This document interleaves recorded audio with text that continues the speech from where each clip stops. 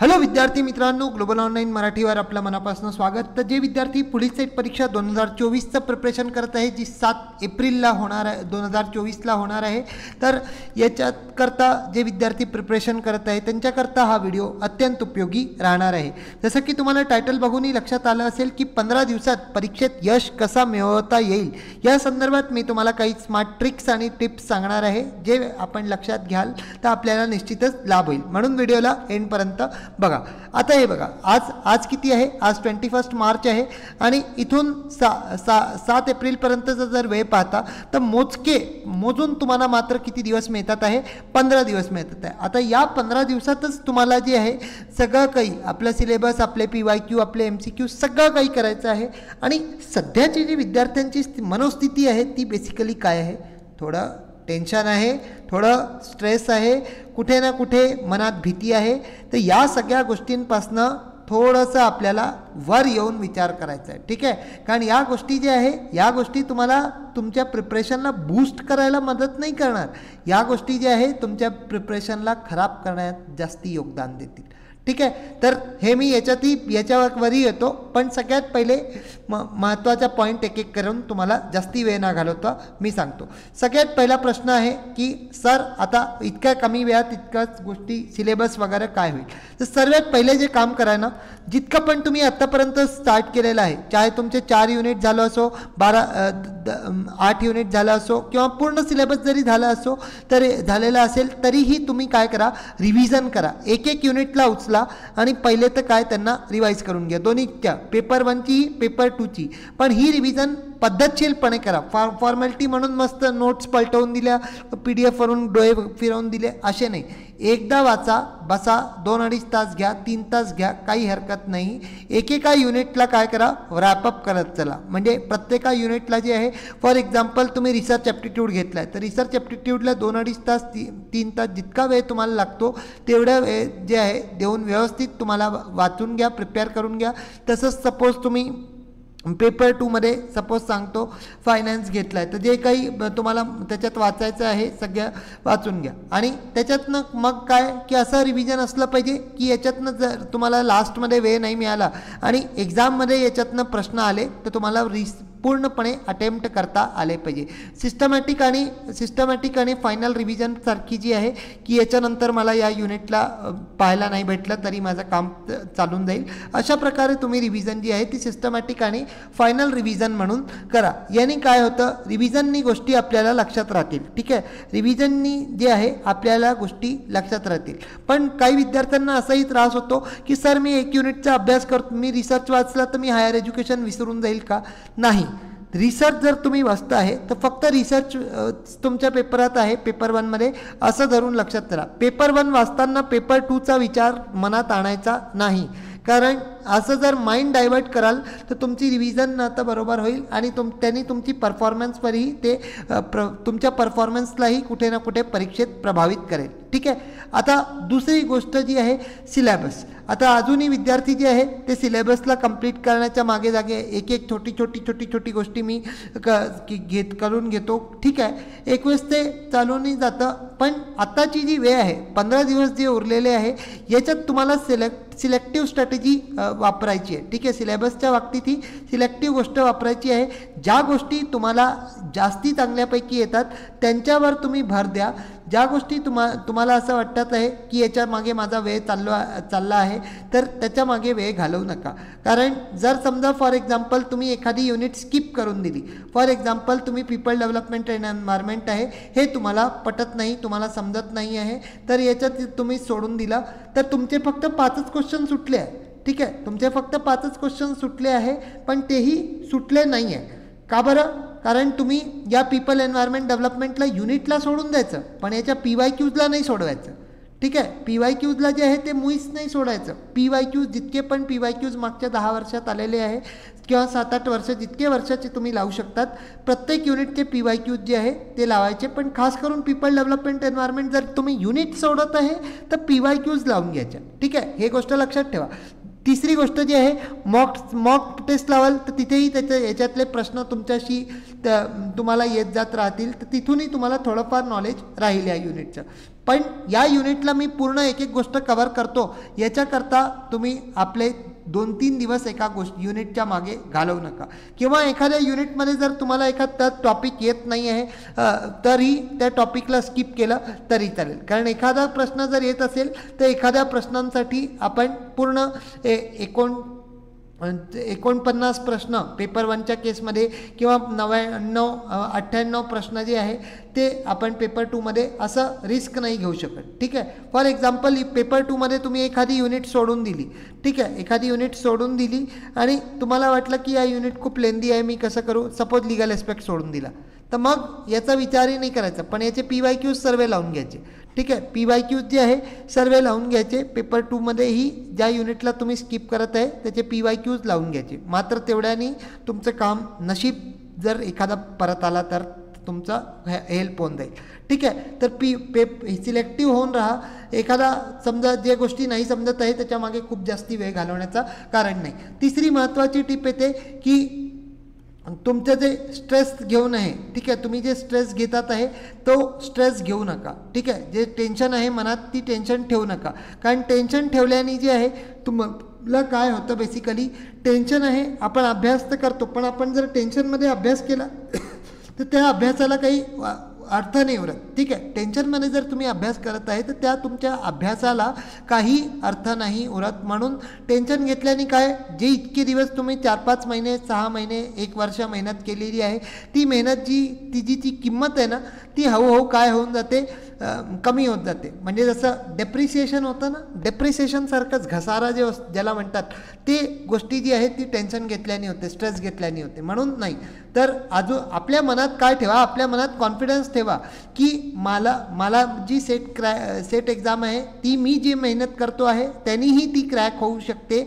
असं नाही आहे की मला पूर्णपैकी सिलेबसच्या मागे धावण्याची आवश्यकता आहे. आता कॉन्फिडन्स जे आहे हे कॉन्फिडन्स तुमचा असला पाहिजे. आपल्या मनात तुम्हाला किती मार्क मिळतात आहे, तुमच्या मित्राला किती मार्क मिळतात आहे हे समाधान नाही आहे, हे तुम्ही आहे आणि तुमची कॉम्पिटिशन फक्त तुमच्यासोबत आहे. ठीक आहे. मी अभ्यास केला आहे, माझा एक्झाम चांगला जाईल, मी सेट क्रॅक करेल, अशा कॉन्फिडन्सनी जेव्हा स्वतः ठेवाल तरच तुम्हाला काही याचा लाभ मिळेल. ठीक आहे. तर तुमच्या सपोज हा ए माणूस आहे, हा बी माणूस आहे, तर एनी भरपूर अभ्यास केला तर एला कुठे ना कुठे टेन्शन आहे, पण ए जर रिलॅक्स होऊन अभ्यास करेल, अजून मेहनत करेल तर एचा पेपर क्रॅक होण्याचा चान्स जास्ती आहे. पण दुसरीकडे हाच बी आहे जो नुसतं मजाक म्हणून चाललेला आहे, ट्राय करत आहे किंवा देऊ देव भरोसे, झालं तर झालं, नाही झालं तर नाही झालं, तर याचं होईल का, नाही. तर सपोज तुम्ही आणि तुमचे मित्र असतात, एकाला मॉकमध्ये जास्ती मार्क मिळतात, दुसऱ्याला कमी मिळतात. अरे यार याला जास्ती अरे तो तुम्हाला पेपर सांगणार आहे का दुसऱ्या दिवशी? पेपरच्या दिवशी कोणी न कोणी तुमचं असतं ना तुम्ही कोणाचे असतात, हे गोष्ट लक्षात ठेवा. पेपरमध्ये जे आहे कॉलेज एक्झामची गोष्ट वेगळी होती की तिथे ज्याच्याशी मैत्री नाही तिथेही आपण मैत्री करून घ्यायचो, पण हे एक्झाम कॉम्पिटिटिव्ह आहे. इथे तुम्हाला न तर प्रश्न माहिती आहे आणि न तुमच्या पुढे मागे कोण बसेल ते माहिती आहे. ठीक आहे. तर म्हणून स्वतःवरती वर्कआउट करा, स्वतःच्या इम्प्रूव्हमेंटवर फोकस करा, इतर गोष्टींवर फोकस करण्याच्या मुळीच कारण नाही. ठीक आहे. आता महत्त्वाची टिप येते, टिप नंबर 5, PYQs. ठीक आहे. PYQs जे आहे जर मिस करत असाल PYQs लावून घ्या. PYQs यांना जर स्किप केलं तर सेट तुम्हाला स्किप करून देईल, हे गोष्ट लक्षात ठेवा. PYQs जर स्किप केले तर जी सेट आहे जर तुमची क्रॅक नाही होणार. ठीक आहे. जर PYQs काय बेस आहे, फारच इम्पॉर्टंट आहे एक्झाम पॉईंट ऑफ व्ह्यूनी. तर PYQs आपल्याला सर्व युनिट वाईज आणि पेपर 1चे तर 10 वर्षाचे लावून घ्या, प्रयत्न करा की त्याचे होऊन जातील. आणि पेपर 2मध्ये 5 वर्षाचेही लावले तरीही तुम्हाला भरपूर लाभ मिळेल. लास्ट टिप येते मॉक टेस्ट. मॉक टेस्ट जे आहे हे बेसिकली काय आहे, हे तुमचे ट्रायल एक्झाम्स असतात. ठीक आहे. हे बेसिकली जे आहे सॅम्पल एक्झाम्स आहे, हे खूप महत्त्वाचे असतात. यांनी तुमच्या मॉक टेस्टचे फायदे काय काय होतात मी तुम्हाला सांगतो. तुमची परफॉर्मन्स जी आहे ती तुम्हाला कळते कुठे इम्प्रूव्हमेंट करण्याची आवश्यकता आहे, कोणत्या युनिटवरती काम करण्याची आवश्यकता आहे. तुमचं कन्सन्ट्रेशन लेवल जे आहे ते इम्प्रूव्ह होतं.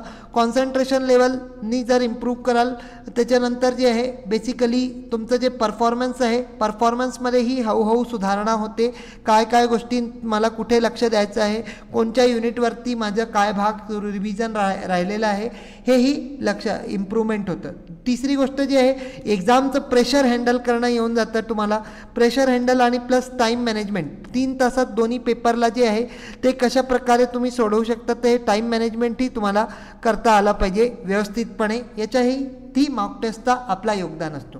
समजा जर एखाद्या मॉक टेस्टला तुम्ही लावत आहे आणि तिथे जर काही नवीन गोष्टी विचारल्यात आहे, ठीक आहे, ज्या तुम्हाला नाही माहीत, जे तुम्ही वाचल्या नाही आहे, तर त्याच्यावर लोड देण्याचं कारण नाही, पण त्या गोष्टीला थोडंसं माइंडमध्ये ठेवा. कारण समजा ती मॉक टेस्टमध्ये तुमच्यासाठी न्यू होती, पण आता जर तुम्ही त्याचं ज्ञान ठेवलं आपल्या माइंडमध्ये त्या गोष्टी ठेवल्या तर फायनल एक्झाममध्ये जर तिथून प्रश्न बनला तर तुम्ही या छोट्याशा नॉलेजच्या बेसिसवर त्या एक्झामला क्रॅक करून घ्या. ठीक आहे, त्या एक्झामच्या त्या प्रश्नाला जे आहे तिथे आपले 2 मार्क तुम्ही शेअर करून घ्याल. ठीक आहे, तर बेसिकली जे आहे नवीन गोष्टींच्या मागे खूप वेळ नका घालवू, पण एखादी गोष्ट तुम्हाला माहीत पडते तर तिला माइंडमध्ये ठेवण्याचा प्रयत्न करा. ठीक आहे, आता हे महत्त्वाच्या गोष्टी होत्या ज्या मला तुम्हाला सांगायचं आहे. फायनली एक गोष्ट तुम्हाला सांगाय की हे तुम्ही आहात. ठीक आहे, हे तुम्ही आहात आणि ज्या दिवशी तुमचा रिझल्ट लागेल, ठीक आहे, ज्या दिवशी तुमचा एक्झाम राहील आणि त्या दिवशी तुमचा जो रिझल्ट असेल तो जर तुम्हाला पाहिजे की तुमचा मनासारखं तुमचा रिझल्ट लागावा, तर याच्याकरता तुम्ही काय करा, इतकी मेहनत करा. अजूनही 15 दिवस आहे. वाटलं तर फोनचा वापर जो आहे तो थोडासा कमी प्रमाणात करा. त्याच्यानंतर जे आहे झोप जी आहे थोडीशी 1-1.5 तास झोप जर तुम्ही सॅक्रिफाईस करू शकले तर फारच चांगलं. म्हणजे कमी झोपले 1-1.5 तास तर काही हरकत नाही, कारण हे 15 तास तुम्हाला अभ्यासाला मिळतील. 15 तासात भरपूर गोष्टी तुम्ही करू शकतात. ठीक आहे, तर हे बेसिकली जे आहे याच्या माध्यमातून काय भरपूर मेहनत करा. All the very best. आणि स्मार्ट वर्क करा. अति वेळ घालवण्यात छोट्या छोट्या गोष्टी मागे वेळ घालवू नका. I wish you all the best की तुमचं सेट जो आहे तो रिझल्ट जे आहे तुम्हाला सेट क्वालिफाईड म्हणून मिळावं. ठीक आहे, सो आणि दररोज उठता बसता झोपता आपल्या मनात हा विचार ठेवायचा, जे मी तुम्हाला स्टार्टिंग तुमच्या प्रिपरेशनला सांगितलं होतं की आय हॅव क्वालिफाईड सेट 2024. ठीक आहे, ही मनात विचार ठेवा.